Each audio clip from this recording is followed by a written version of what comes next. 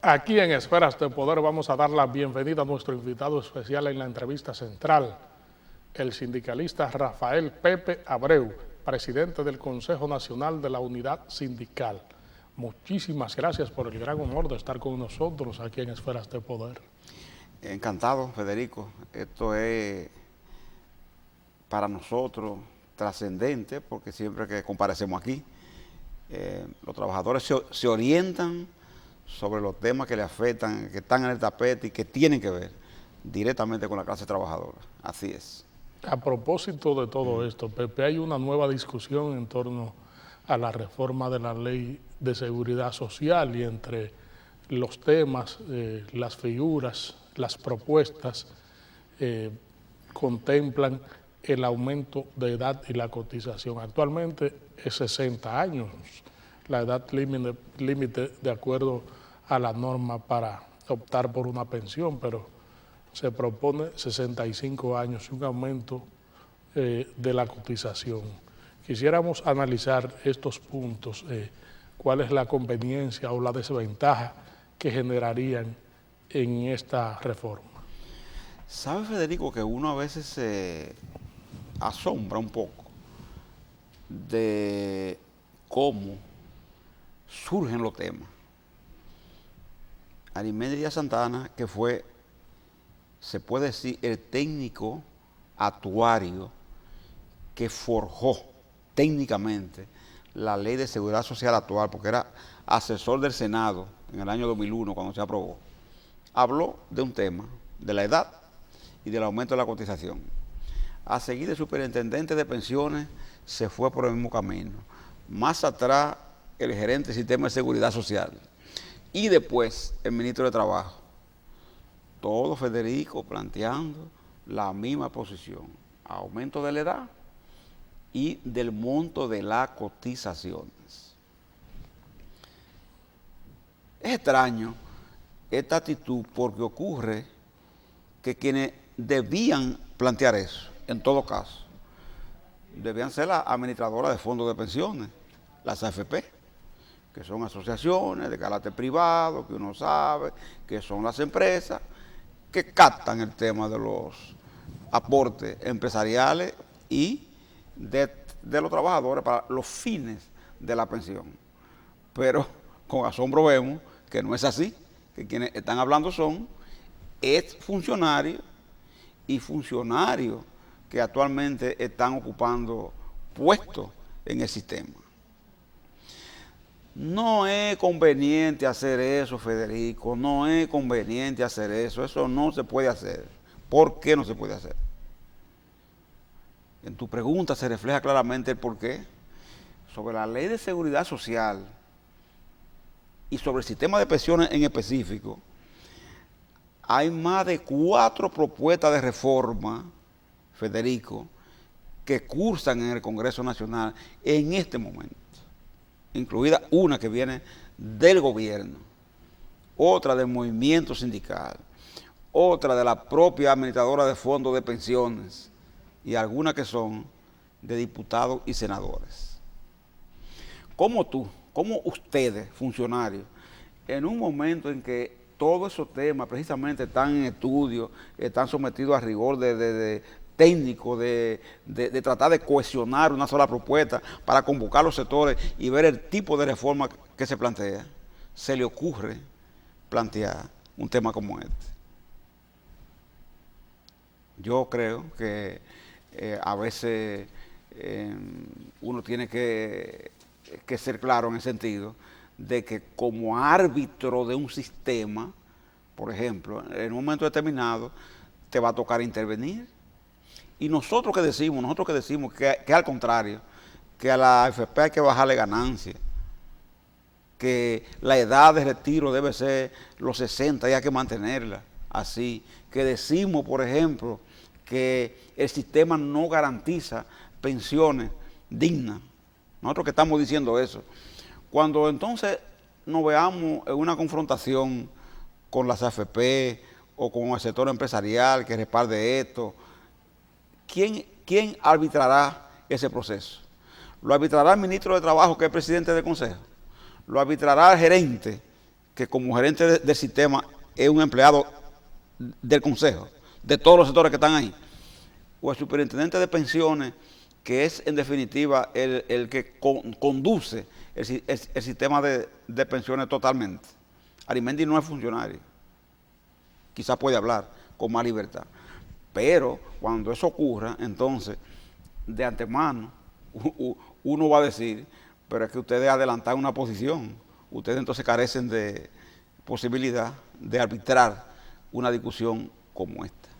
¿Cuál es el punto más conveniente en todo este proceso que se debate, Pepe, en cuanto a beneficiar a los trabajadores, pero tampoco perjudicar a las AFP que están administrando esos recursos? Federico, nosotros decimos, mira, las CPP son un sistema que ha demostrado hasta ahora tener solidez. Yo digo, la administradora de fondos de pensiones, detrás de ella está el sistema financiero dominicano, especialmente el bancario. Tú estás hablando de grupos poderosos, en ese nivel, de grupos que yo digo que son fiables, que tú puedes confiar en que lo que ellos administran no está sujeto a estos desmadres que muchas veces se dan, estas quiebras, esta desaparición, por ejemplo, de los recursos. Uno sabe eso, este manejo corrupto de los recursos. Uno sabe que no, que en esa gente eso no es lo que prima. Uno sabe qué hacer. Ahora bien, eso no es solo el tema de un sistema de pensiones desde el punto de vista de los trabajadores. El tema nuestro es cómo lograr que la tasa de reemplazo de los trabajadores cuando comiencen a pensionarse a partir del año 2028 sea una tasa de reemplazo digna. En nuestra propuesta que está en el Congreso, ¿qué estamos diciendo nosotros, Federico?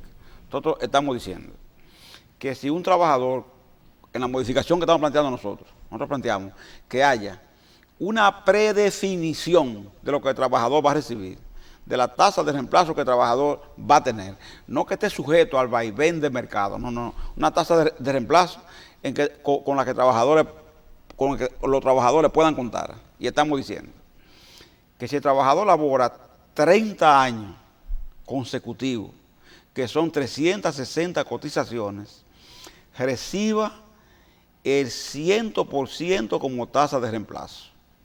Eso estamos diciendo nosotros. Que si gana 20,000 pesos, reciba como pensión también 20,000 pesos. Que si cotiza, oye Federico, cotizando 30 años, que si cotiza 25 años, el trabajador entonces reciba una tasa de reemplazo de un 90% del salario que devenga en el último año en que se le ponga fin a su contrato laboral y ya pase a retiro. Y que si labora por 20 años consecutivos, el trabajador pueda recibir un 80% como tasa de reemplazo. Estamos planteando además, Federico, que si un trabajador en un momento determinado dejó de laborar, pero tiene 54 años, le faltan 6 para los 60, ¿verdad? Que las AFP no retengan el dinero como pasa ahora hasta que cumpla 60 y le digan, no, cuando la señora va o el señor va, usted tiene 54, 56, cuando usted cumpla los 60 usted viene y le devolvemos. Federico, no le van a dar la pensión, no se la van a dar como quiera, ¿entiendes? ¿Por qué? Porque aunque él cotice los 4 años más que le faltan, su nivel de recursos, su nivel de cotización no le va a alcanzar para 360 cotizaciones. Como no va a tener derecho, como quiera, a la pensión, y lo que tiene derecho es a una devolución, entonces nosotros consideramos que se le debe devolver tan pronto el trabajador quede cesante si tiene una edad que está en los niveles correspondientes al marco de cumplir los 60 años, en un tiempo de 6, 4 o 2 años, como pasa actualmente. Entonces, todas esas propuestas nosotros las tenemos, están planteadas y la estamos haciendo en una pretensión de reforma al sistema de seguridad social, que es lo que queremos discutir. O sea, a lo que estos funcionarios tienen que referirse es a eso, a los proyectos de leyes diferentes, a la propuesta diferente. La nuestra es integral, abarca todos los puntos del sistema. Hay otras que abarcan solo algunos artículos, que son fracciones, etcétera, etcétera. Pero, en definitiva, las propuestas son lo que hay que discutir. Ellos no pueden estar opinando sobre el tema de edad de pensión, porque la edad de pensión es otra discusión de otra etapa del sistema de seguridad social que todavía no se cumple, no ha llegado en la República Dominicana. Ese asunto de la edad tope y la cotización es el principal escollo en el proceso de discusión. No, ese no es el principal. Ese lo trajeron ellos aquí. El principal es el que nosotros estamos hablando aquí. ¿Cuál será la tasa de reemplazo que la gente va a recibir al final cuando le toque la edad de retiro?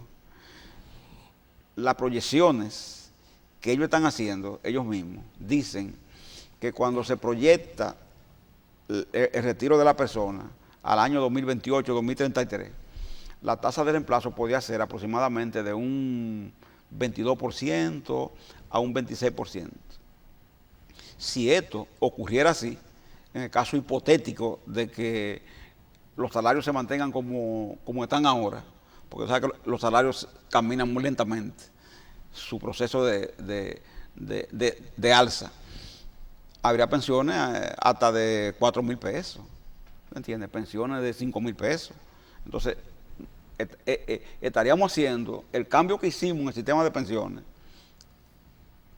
a partir de la ley 8701, no sería en nada diferente al viejo seguro social, que las pensiones que otorga a los actuales pensionados, la mínima, es de 5,117 pesos. Entonces, ¿qué sentido ha tenido hacer todo un sistema costoso, donde las cotizaciones son mayores, donde hay un gran esfuerzo del conjunto, si tú lo que vas a tener son pensiones de ese tipo? Entonces, ¿qué decimos nosotros? Hay que proyectar y trabajar para que esa tasa de reemplazo se compadezca con un escenario totalmente distinto. Y por eso que nosotros estamos planteando los montos que anteriormente señalé. Entonces, ese es el tema principal del sistema. El tema de la edad y el tema de aumentar el monto de las cotizaciones es un tema que se comienza a discutir cuando los sistemas de pensiones ya están maduros, entran en vigencia. Por ejemplo, en muchos países de Europa, ese tema se discute hoy. Y se discute hoy por lo siguiente. La esperanza de vida aumenta, en muchos de esos países 80 años. Las poblaciones envejecen, menos jóvenes van al mercado de trabajo, y como el sistema en esos países es un sistema solidario, es decir, el joven que comienza a laborar cotiza a favor del trabajador envejeciente que se retira, entonces esas sociedades elevan el tiempo de retiro y lo llevan, por ejemplo, en muchos casos, a 65 años, a 62, a 63 años. Lo elevan ahí porque la esperanza de vida son, por ejemplo, 80 años, y lo hacen por eso. Entonces, aumentan también muchas veces el porcentaje de cotización para que el impacto que se tenga, a medida que esa esperanza de vida aumente, pueda alcanzar para pagar la cantidad de años que le hacen falta a esa persona hasta que definitivamente desaparezca de la vida, desaparezca de la tierra, ¿entienden lo que? Y tenga un retiro digno. Pero eso se hace en sistemas que, como los nórdicos, los europeos, tienen 100 y pico de años. Alemania, donde comenzó la seguridad social, ¿entiendes? Que tiene más de 200 años vigente. Entonces, no es propio de países como los nuestros, porque aquí, Federico, ocurre lo contrario. Aquí todavía, aunque la sociedad poco a poco comenzará a envejecer, porque a medida que hay más control natal, la gente más consciente en ese aspecto, las condiciones de salud cambian, etcétera, etcétera, la gente aumenta su esperanza de vida, es cierto, pero ese es un proceso que todavía a República Dominicana le falta mucho, porque aquí todavía el país mayoritariamente está compuesto por ciudadanos que están en el marco de la juventud. No son mayoría los envejecientes, ¿verdad? Como en esos países que te menciono. Entonces, en una etapa así, de desarrollo de un sistema, que se discute eso, no en este momento. Vamos a solicitar su anuencia para hacer una pausa aquí en Esferas de Poder y en breve regresamos con esta interesantísima comparecencia con el sindicalista Rafael Pepe Abreu, presidente del Consejo Nacional de la Unidad Sindical. Estamos conversando aquí en Esferas de Poder con el sindicalista Rafael Pepe Abreu, presidente del Consejo Nacional de la Unidad Sindical. Pepe, siempre el asunto del empleo es tema de discusión a nivel sindical. El acceso a los puestos de trabajo, la tasa de desocupación y las oportunidades que hay en el horizonte. Quisiéramos saber cómo marchan todos estos procesos y cuál es la visión de cómo mejorar esta situación. Sabe que nosotros, Federico, nos preocupa, como dice, ¿verdad? Es un tema de verdad que golpea directamente, ¿verdad? El corazón del movimiento sindical nacional e internacional. En toda parte el tema del trabajo y el empleo es una discusión frecuente, permanente, por lo tanto fenómenos que están apareciendo ahora mismo en el escenario. Por ejemplo, aquí uno oye la cifra que da a conocer el Banco Central. El Banco Central te dice, se crearon 200.000 empleos, te dice el Banco Central. El Banco Central tiene una forma de medir el tema del empleo, porque ellos, por ejemplo, si una persona está buscando empleo, por ejemplo, Federico Méndez y Pepe Abreu están buscando empleo, ok, en un momento dado dejan de buscarlo. Ellos consideran que ya salieron del estatus de desempleado. Y puede que no hayan salido, sino que hayan dejado de buscarlo, ¿verdad? Se retiran a su casa, se tranquilizan y dejan de buscarlo. Otras veces porque buscaron opciones distintas, lateralidades, que muchas veces son muy peligrosas, porque hay informalidad, pero también hay el empleo del delito también, ¿verdad? Donde muchas personas caen en actividades delictivas. A veces uno ve el tema de la juventud y cuando mide los estándares, uno dice, bueno, hay un desempleo estructural en el país de un 14%, que eso se mantiene por año. Tú siempre has oído hablar de eso, Federico, de 14 más o menos, ese estándar, ¿verdad?, de desempleados. Pero cuando uno analiza el contenido, se encuentra con que en los jóvenes ese desempleo es mayor, no es de 14, es de 30% en la juventud. Y como es un caldo de cultivo muy peligroso, la juventud, porque es más vulnerable a cosas que todos conocemos, no benefician en nada a la sociedad, a uno le preocupa mucho. Por eso decimos, hay que resolver el desempleo estructural y para hacerlo no basta con crear, por ejemplo, 200.000 empleos. No. Hay que ir al fondo por un tema que es así. Usted puede emplear 200.000, pero si le entran al mercado de trabajo inmediatamente 200.000 más, ese número siempre seguirá flotando en el aire y nunca se va a resolver de manera definitiva. Por eso nosotros decimos que un modo de resolverlo es, Federico, fortaleciendo la industria manufacturera dominicana, fortaleciendo la agroindustria dominicana, pero tratando de que se creen empleos, como lo califica OIT. Ellos dicen empleo decente. Nosotros decimos empleo digno, que garanticen seguridad social, salario digno y protección de leyes laborales. Si eso se logra, si esa condición se da y se estimula, nosotros creemos que ese desempleo estructural puede disminuir. Hay que decirlo. Los fondos de pensiones pueden ser un buen aliciente para esto, pero hay que cambiar la forma en que los fondos de pensiones en este momento se están usando, porque se están usando para certificados de Banco Central, bonos de Hacienda, bonos del Banco de Reserva, etcétera, etcétera.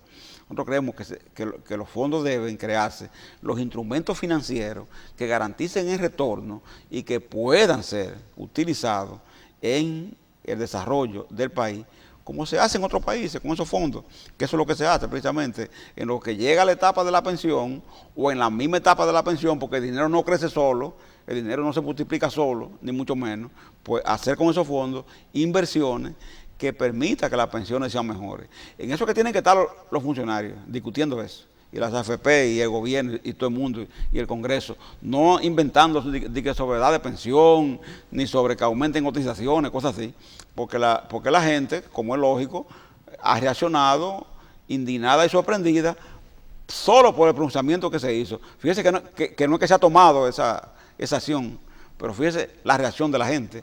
Nicaragua tuvo un lío por intentar hacer eso, que todavía no termina. Putin en Rusia se puso a inventar con el tema de las pensiones, y un hombre que acaba de ganar unas elecciones con un margen grandísimo, tuvo una rebelión prácticamente en Rusia. Todo a consecuencia de eso. Entonces, que copien de ahí, se dejen de estar haciendo invenciones. Por suerte aquí son planteamientos, no que ellos tienen posibilidad de hacer eso.